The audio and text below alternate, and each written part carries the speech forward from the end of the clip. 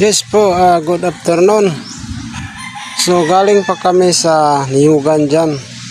Nagkuha kami ng mga panggatong.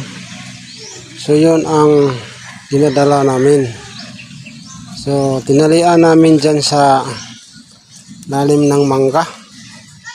So yung bata, sinabihan ko sa akin na magdala yung karga mo kasi malaki yun. So ayaw niya, gusto niya siya ang magdala. So pinabayaan ko para masaya siya. So sinabi nila kung saan ka masaya, so suportahan kita. So umalis na kami. Sunod yung anak ko, nagdala ng panggatong, pauwi na kami.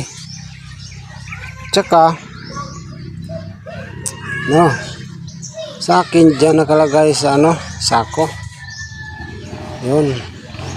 Nagay ko yung cellphone dyan sa punuan ng mangga. At saka carrot umbak. Yun yung ginadala ko. Yun, kinuha ko yung cellphone at saka sinundan ko sila. Pagdating naman sa unahan, so yung bata biglang nahulog yung karga niya. Siguro siya, di niya yung makaya or not be able to carry it on back.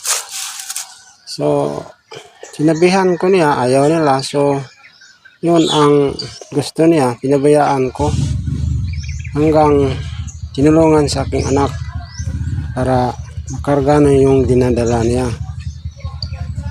Yun. Okay. Katapos sa pagtulong niya, so malis na kami. So yung anak ko, yung karga niya dinadala niya. Okay, sa akin naman yung karga ko dinadala ko pauwi. Yun.